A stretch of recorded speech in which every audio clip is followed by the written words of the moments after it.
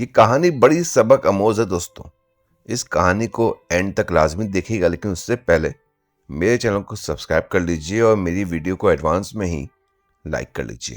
دراصل وہ حویلی شہر کے اس حصے میں تھی جہاں شام کے بعد ہوا بھی دھیمی ہو جاتی ہے. پرانی دیواروں پر وقت کے نشان تھے اور بیچ میں لگا ہوا ایک بڑا سا آئینہ جو دیکھنے والوں کے لیے صرف شیشہ تھا، مگر جہاں آرا کے لیے ایک خاموش گواہ. جہاں آرا دن میں بالکل عام سی عورت لگتی تھی. سادہ کپڑے، دھیمی سی آواز، نظریں جھکی ہوئی. وہ اپنے کرایہ داروں سے مسکرا کر بات کیا کرتی تھی، ان کے مسائل سنتی. کوئی اندازہ بھی نہیں لگا سکتا تھا کہ اس خاموش عورت کے اندر ایک طوفان بند ہے. رات ہوتے ہی جہاں آرا آئینہ کے سامنے بیٹھ جایا کرتی تھی. وہ لوگوں کو نہیں دیکھتی تھی بلکہ ان کی زندگیاں پڑھا کرتی تھی. ان کی آنکھوں میں چھپا شک، ان کے لہجوں میں بسا غصہ، ان کے رویوں میں چھپی ہوئی بے رحمی. کبھی جہاں آرا بھی ایسی نہیں تھی. کبھی وہ ایک سیدھی سادی سی لڑکی تھی جو محبت پر یقین رکھتی تھی. اس کی شادی اس مرد سے ہوئی جو دنیا کے لیے بہت شریف تھا، بہت پیار کرنے والا تھا، بہت پڑھا لکھا تھا. جہاں آرا نے شروع کے کچھ سال اپنے آپ کو بہت زیادہ محفوظ محسوس کیا، مگر دھیرے دھیرے چہرے کے پیچھے چھپا ہوا چہرہ سامنے آنے لگ گیا.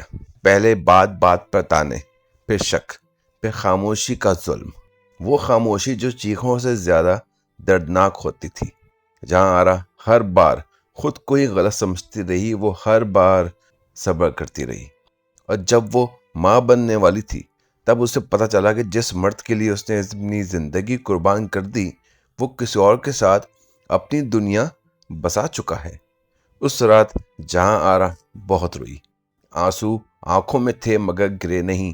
اس دن اس کے اندر سے محبت مر چکی تھی. اس نے آواز اٹھائی، اپنوں کو بتایا، سب سے انصاف مانگا، مگر ہر جگہ اس کو صبر اور برداشت کا درس دیا گیا. کہہ دیا گیا کہ عورت کا کام ہے نبھانا، تو نبھاتے رہو. اس نبھانے نے جہاں آرا کو پتھر کا بنا دیا تھا. اس نے وہ زندگی چھوڑ دی، شوہر کو چھوڑ دیا اور ایک پرانی حویلی میں آ کر بس گئی. اس کے کمرے کرائے پر دینا شروع کر دیے، نہ پیسوں کے لیے، نہ ضرورت کے لیے، بلکہ لوگوں کو سمجھنے کے لیے. وہ مردوں کو دیکھنا چاہتی تھی، ان کے پیار کے دعوے، ان کے اندر چھپا ہوا سچ. پھر ذیشان اور زارا اس حویلی میں آئے. زارا ایک مظلوم عورت تھی جو ہر حال میں اپنا گھر بچانا چاہتی تھی. ذیشان اپنی بیوی کو فرض سمجھتا تھا، ذمہ داری نہیں. جہاں آرا نے ان دونوں کو دیکھا اور اسے اپنی زندگی نظر آئی.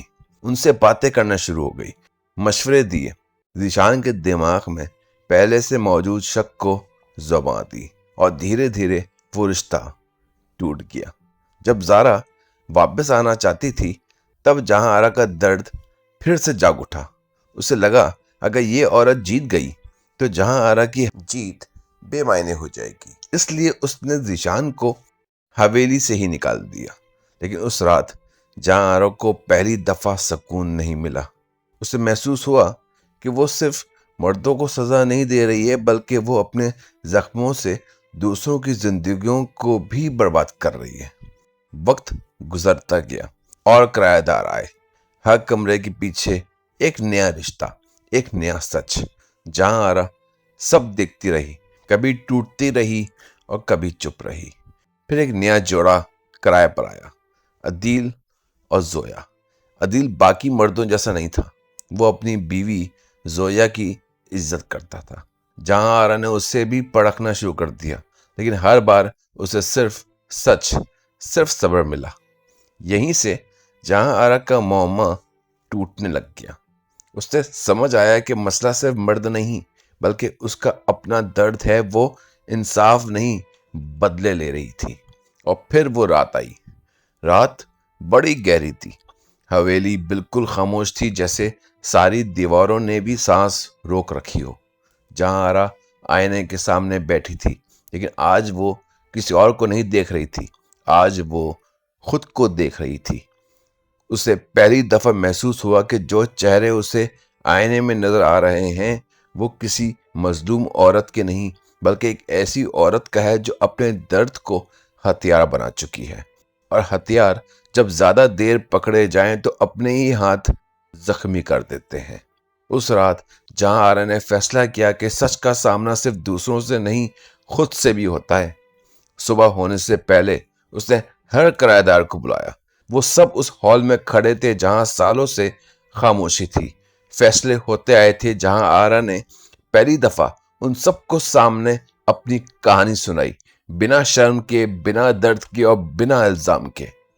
اس نے کہا، میں تمہیں اس لیے نہیں دیکھتی تھی کہ تمہیں توڑ سکوں، میں تمہیں اس لیے دیکھتی تھی کہ اپنا ٹوٹنا بھول سکوں۔ ہال میں خاموشی تھی، لیکن وہ خاموشی بھری نہیں تھی، وہ سچ سے بھری ہوئی تھی۔ اس دن جہاں آرن نے ذیشان سے معافی مانگی، اس لیے نہیں کہ وہ صحیح تھا بلکہ اس لیے کہ جہاں آرا اب غلط نہیں رہنا چاہتی تھی۔ پھر جہاں آرا اس کمرے میں گئی جہاں وہ آئینہ لگا ہوا تھا۔ اس نے آئینے کے سامنے کھڑے ہو کر صرف اتنا کہا، اب بس۔ اور پہلی دفعہ اس نے شیشہ نہیں توڑا، اس نے صرف پردہ ہٹا دیا۔ آئینہ وہی تھا مگر اس کا اثر ختم ہو چکا تھا۔ جہاں آرا نے حویلی کو عورتوں کے لیے ایک محفوظ جگہ بنا دی، ایک ایسی جگہ جہاں کوئی عورت اپنی کہانی بنا ڈر کے کہہ سکے، جہاں کوئی آئینہ نہیں تھا، صرف سچ تھا۔ سالوں بعد جب لوگ اس حویلی کے سامنے گزرتے تو کہتے، یہاں کبھی ایک راز رہتا تھا۔ مگر جہاں آرا جانتی تھی کہ یہ راز نہیں، صرف درد رہتا ہے، اور جب درد سمجھ آئے تو معمہ نہیں رہتا، اور کہانی یہیں ختم ہوتی ہے۔ اس لیے نہیں کہ سب ٹھیک ہو گیا، بلکہ اس لیے کہ جہاں آرا نے آخر کار جیتنا سیکھ لیا، جینا سیکھ لیا۔